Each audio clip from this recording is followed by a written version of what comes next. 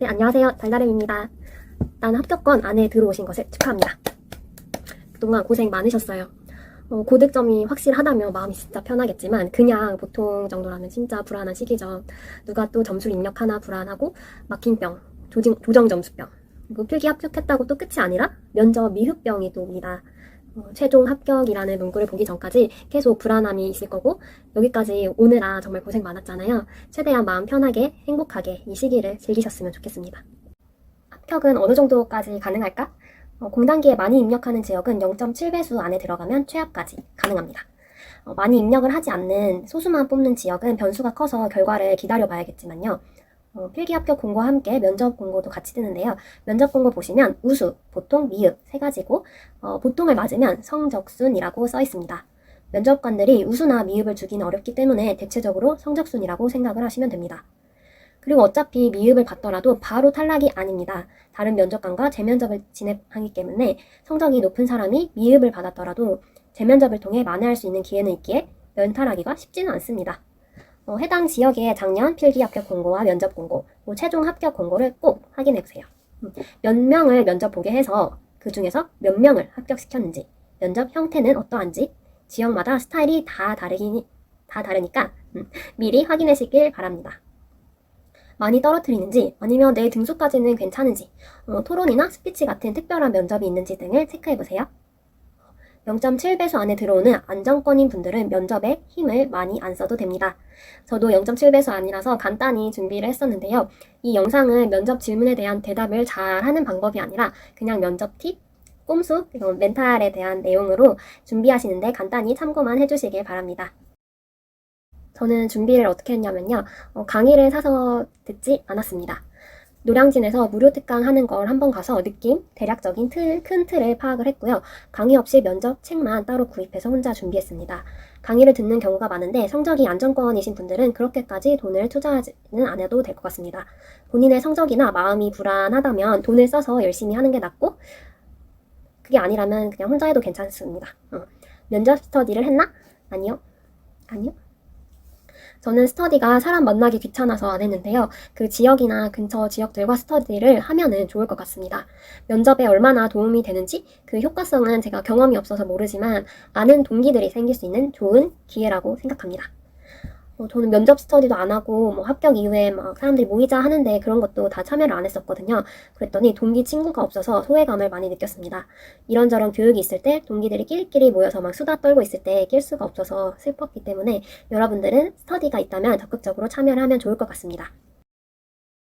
혼자 준비하는 것의 단점은 별로 열심히 안 하게 되는 것입니다. 주변에서 하는 것을 보면서 긴장감을 가지고 막 자극을 받으면 좋겠는데 그런 게 없어요. 근데 집단 토론이나 독서 토론 아니면 5분 스피치 이런 특별한 면접이 없고 단순히 15분 내로 대화로 끝나는 면접이라면은 또 성적이 안정권이라고 하면은 그렇게 열심히 할 필요는 없는 것 같습니다. 하지만 혼자 하더라도 글만 이렇게 써보는 게 아니라 실제로 입 밖으로 말을 하는 연습을 해야 됩니다. 필수로 외워서 준비하는 것은 5가지입니다. 저는 딱 5개만 외워서 말하는 연습을 했어요. 1번 자기소개, 2번 지원 동기, 3번 해당 시를 지원한 이유, 4번 성격의 장단점, 5번 마지막으로 하고 싶은 말. 이거 딱 5개만 외워서 갔는데 다행히 저는 3번 하나만 빼고 다 물어보셨어요. 저 질문들을 물론 안 할 수도 있지만 일단 가장 기본적인 것이니 대비를 해놓아야 합니다. 면접은 시작과 끝이 중요하죠. 첫 인상을 결정하는 1분 내의 자기소개, 그리고 면접의 꽃, 마지막 멘트. 일반 회사라면은 시선을 사로잡는 내용이 중요하지만 공무원은 어차피 성적순이니까 그냥 무난하게 해도 좋습니다. 내용의 질보다는 기본적인 준비를 했다는 자체가 중요한 것 같습니다.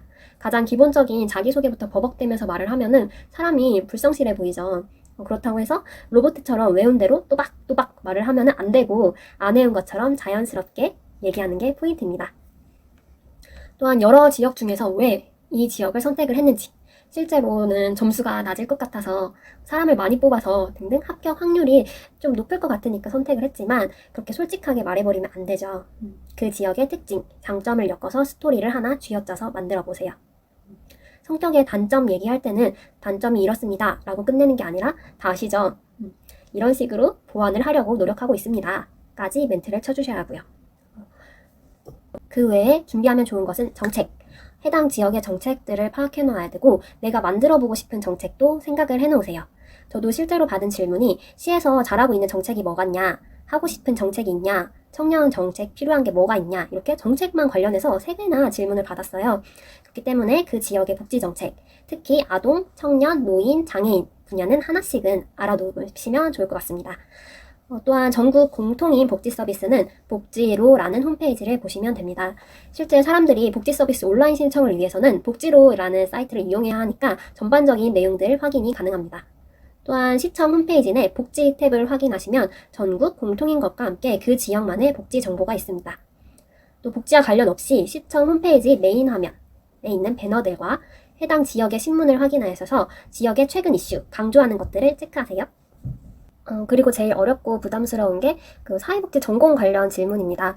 범위가 광범위하기 때문에 공부를 해봤자 답변을 못하는 경우가 대부분일 거예요. 그러니 심하게 막 깊이 있게 공부 안 해도 되고 모르는 질문이 나왔을 때 뭐라고 답변할지에 대해 그 멘트를 외워서 말하는 연습을 해놓으면 돼요. 그냥 모르겠습니다. 죄송합니다. 라고 끝내는 게 아니라 지금은 모르지만 앞으로 업무에 도움이 될 수 있도록 숙지하겠습니다. 라고 툭 치면 툭 하고 나올 수 있게 이 멘트를 외워놓으세요. 말할 수 있도록 연습을 해놓으세요. 제가 받은 질문 중에 그나마 쉬워 보이는 게 노인 3고 이외의 문제가 뭐라고 생각합니까? 였는데 노인 3고부터가 뭔지 모르겠는 거예요. 또 아동 연령이 몇 살이냐? 그리고 그 외에는 질문조차 모르겠는 것들이었거든요.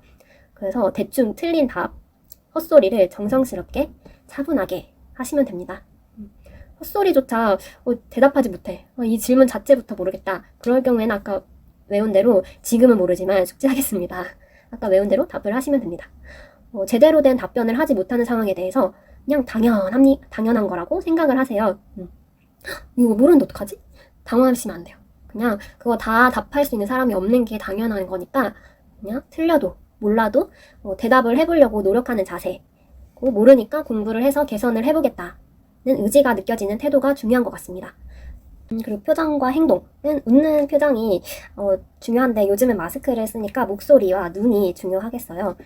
들어가서 앉기 전에 인사를 밝게 잘하고 눈알 두리번거리지 않게 면접관들과 아이 컨택 잘 하시고 손은 무릎 위에 잘 올려놓고 다리 가만히 잘 놓고 마지막에 나갈 때 감사합니다 말하시면 됩니다. 면접 복장은 대부분 속은 하얀색, 겉은 검정색 정장을 입습니다. 치마나 바지는 상관없습니다.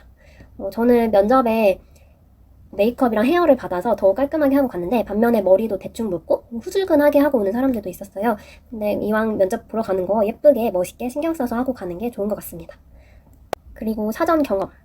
봉사활동 경험이 없다면 면접 전에 해보시는 것을 추천드립니다. 복지 서비스는 아동, 장애인, 노인 이 3명이 3가지 카테고리가 기본 대상자여서 이들과 만나서 뭘 하고 뭘 느꼈는지 경험담이 있으면 면접에서 할 말이 더욱 풍부해질 겁니다. 또한 읍명동 행정복지센터나 시군구청에 구경을 가서 기관 분위기도 느껴보시고 직원들이 민원인 응대하는 모습을 구경을 해봐도 좋을 것 같습니다. 그리고 각 홈페이지에 이렇게 조직도가 다 나와 있어요. 무슨 업무, 무슨 팀, 무슨 과 막 이렇게 다 나와 있으니 사회복지직 공무원이 대체 무슨 업무를 하는지 그걸 보시고 꼭 파악하시길 바랍니다. 그리고 저의 지난 영상들도 구경을 하시면 나와 있죠.